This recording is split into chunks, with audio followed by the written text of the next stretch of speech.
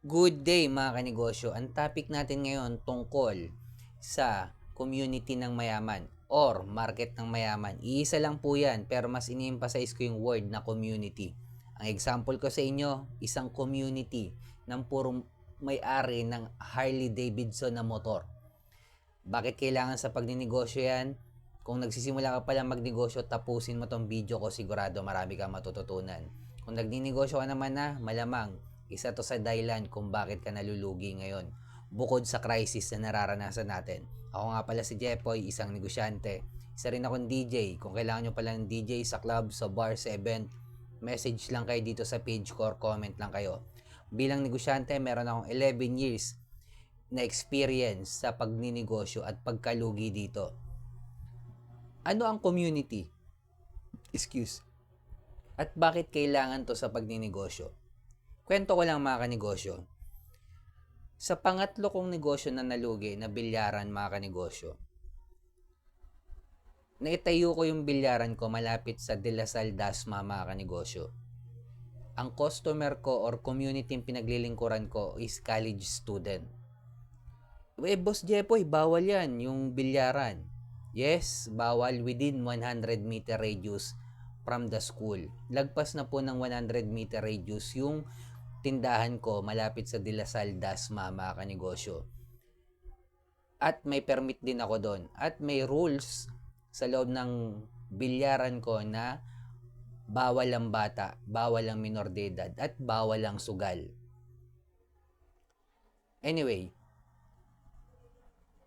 ang bilyaran ko mga kanegosyo is aircon. Nilupitan ko siya, pinaganda ko talaga. Dahil ang customer na pinagsisilbihan ko merong pera. Yung community pag pinagsisilbihan ko merong pera. At mahal lang singil ko per hour sa bilyarang negosyo ko malapit sa school ng DLSU Dasma mga kanegosyo. Isang halimbawa yan ng community. At etong nasa picture mga kanegosyo, puro sila may-ari ng Harley Davidson. Ang community mga kanegosyo, ito yung pare-pareho sila ng uniform, ito yung pare-pareho sila ng school, pare-pareho sila ng nagtatrabaho sa BPO industry, pare-pareho sila ng company, pare-pareho sila ng motor na Harley Davidson, isang community yan. Boss Jepoy, paano yan? Wala akong motor na Harley Davidson. Paano ako makakabilong sa community na yan? Mga kanegosyo, hindi porket wala kang motor, hindi ka na magiging bilong sa community. May mga meeting place yan, yung mga club na Harley Davidson Motor Club. Nagmi-meeting yan. May mga lugar silang pinagmi-meetingan na kung saan may mga nagbebenta din doon ng mga t-shirt. Dapat alam mo kung saan yung lugar na yon.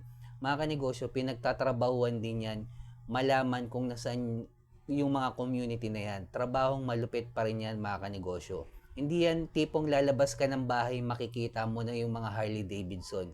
Pinagtatrabahuan yan at nagbibigay ka ng value sa kanila. Bakit kailangan ng community ng mayaman kumpara sa community ng mahirap? Mga kanegosyo, sa pagninegosyo, kailangan natin yung markup. Kung nasa community ka ng mahirap, kahit nakapokus in one ka mga kanegosyo, malulugi ka pa rin. Bakit? Walang masama dito Ang masa, budgeted yung pera nila. Hindi ganun kalaki yung pera nila. Hindi sila masama or hindi sila basta hindi sila masama. Hindi porket wala silang pera, masama na sila. Nagkataon lang talaga na budgeted sila mga kanegosyo. May mga ibang negosyante na nagsisilbi doon. Pero kung gusto mo talaga magkaroon ng profit na malaki, pagsilbihan mo yung community ng mayaman. Una, hindi ka mahirapan magbenta as long as malupit yung binebenta mo, kailangan nila at kilala ka nila. Nasa circle ka ng community nila. Kahit wala kang Harley Davidson. Kahit nga nagbabike ka lang nagtitinda ka ng kape, at least kilala ka nila every time na may meeting yung motor club nila, nandun ka. Kahit hindi sila bumili ngayon, sa susunod na meeting, ganun ulit. Pero yung benta mo, mahal. Kasi alam mo yung community yung pinagsisilbihan mo, merong pera. At kahit mag-markup ka ng malaki, bibili nila. Kasi kilala ka nila. Bakit kailangan yung markup na yon? Kasi yan yung magpapaikot at magpapalaki sa negosyo natin, mga kanegosyo. Yung profit na yon. Ganyan kaimportante yung community. Meron nga nagtatanong anong uunahin mo? Gumawa muna ng produkto tsaka ibebenta mo? O hanapin muna yung community or market ng mayaman bago ka gumawa ng produkto? Mas unahin mo muna hanapin yung community, mga kanegosyo, bago ka gumawa ng produkto. Kaysa gawa ka na ng gawa ng produkto, wala ka namang pagbebentahan yan. Pag nagbigay ka ng value sa community ng mayaman, doon mo malalaman kung ano yung kailangan nila. Tsaka mo sila bentahan. At syempre, mahal yung benta mo. Kaya kung nagsisimula ka palang magnegosyo, focus in one, hanapin ang community ng mayaman, i-scale up yung negosyo natin sa level 2 business model, tulad ng franchising business model, distribution, manpower, software, licensing, platform business model, mga kanegosyo. Pinaliwanag ko na yan sa mga nauna kong video, panoorin nyo na lang.